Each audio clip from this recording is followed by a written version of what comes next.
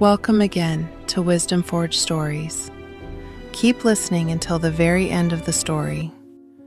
Today's story is about a dangerous habit, one that most people don't even realize exists until years have already passed. So, before we begin, ask yourself something honestly. Which dream have you been postponing while telling yourself that you still have time? Because by the end of this story, you might never look at tomorrow the same way again. A candle burned on the workbench. The old man said, "When this goes out, your chance goes with me." Vikram still did not touch the tools. Most people do not fail because they have no talent. They fail because every morning they make the same small choice. They choose the comfort of waiting over the difficulty of beginning.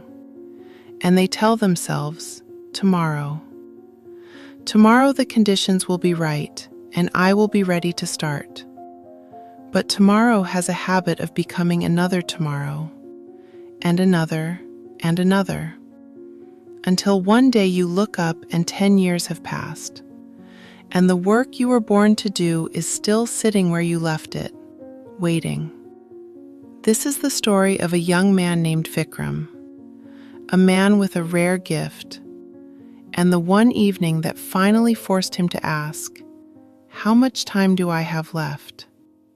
In a small village nestled between two rivers, there was a young man everyone spoke about. His name was Vikram.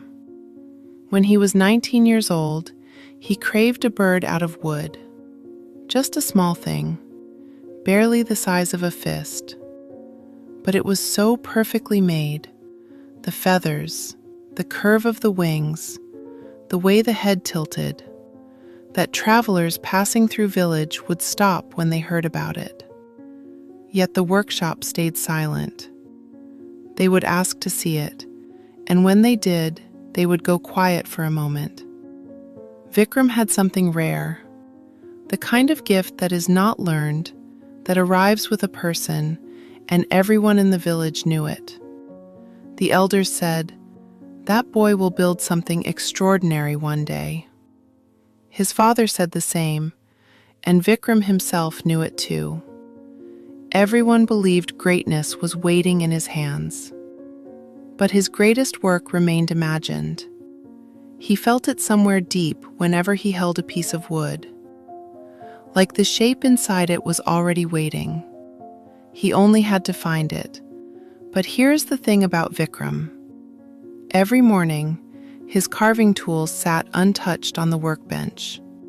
Not because he had forgotten about them, but because he had not started yet.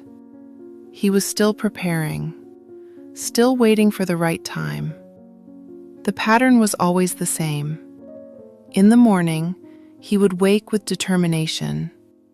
Today, he thought, I will begin today. But first, breakfast. And after breakfast, the sun was already climbing. The light would be better at midday. So he waited. Midday came. The heat pressed down on the workshop. Better to work in the cool of evening. So he waited. Evening arrived. His body was tired. His hands needed to be steady for good work. Then, tomorrow. Tomorrow would be better. Tomorrow he would be more prepared. Tomorrow he would finally begin. Then tomorrow became another tomorrow, and another, and another. A season passed, then another, and then years. The carving tools began to rust at the edges. Half-finished figures gathered dust on the shelf beside the window. A pair of hands he had never completed. A half-carved fish, still half wood. His father had built the workshop with his own hands for him, grew older waiting. He would pass by the workshop door each morning and pause at the threshold. His hand would rest for a moment on the unfinished wooden hands sitting near the window. Once, without looking at Vikram, he said quietly, Talent is like fire. If it is not nurtured, it dies quietly. Then he walked away. After that, he never spoke of the workshop again. Then one winter, his father fell ill, and before the spring came, he was gone. The workshop stood exactly as he had left it. The dust remained where his father's hand had touched the wood, half finished, waiting, just as it had always been. Some months after his father passed, a wandering sage came through the village, an old man, his eyes that held something difficult to name. He had heard of Vikram's talent. People along the road had spoken of the carved bird. He arrived at Vikram's workshop one afternoon. He did not praise Vikram. He did not speak of greatness or potential. He simply stepped inside the workshop and looked around. He looked at the rusted tools, the half-finished figures on the shelf, the dust on the workbench. He stared at all of it for a long moment. Then he reached into his bag and set something down on the bench. A single candle. He lit it. Vikram watched. He was unsure what was happening. The sage looked at him. "When this flame dies, I leave, and the opportunity I carry for you leaves with me." Then he stepped back and sat quietly by the door. Vikram stared at the candle. He told himself he would pick up the tools in a moment, just a moment. First, he needed to think the right idea to decide what to carve, to be sure to feel ready. Then he would begin. The flame burned. He imagined beginning, and then imagined failing. The lines coming out wrong, the wood was splitting, proving that all those years of waiting had only made him worse, not better. Better to wait until the thought was clear. The flame shrank lower. Vikram's eyes stayed fixed on it, but his thoughts were no longer on the wood. They were on the old man. What opportunity? Land? Gold? A path to the city? Had fate finally come to his door? He glanced toward the sage. The old man remained still, as if he already knew the answer. That made Vikram wait even longer, because what if the real opportunity came after the flame? What if touching the tools too soon meant missing it? So he watched, and the flame kept burning, smaller and smaller. When the flame was barely a flicker, the wax was almost gone, Vikram grabbed his chisel. Not with confidence, not with readiness, but with panic. His hands shook. The lines were uneven. The first cut was too deep. He had not held these tools in years, and the wood remembered that. For the first time, he understood something clearly. Skill left alone is not skill preserved. Skill quietly bleeding away. He carved fast and badly, the way a man runs toward something he can already see slipping past him. The sage watched without a word. Then, very quietly, he leaned forward and blew out the flame himself. The workshop went dark.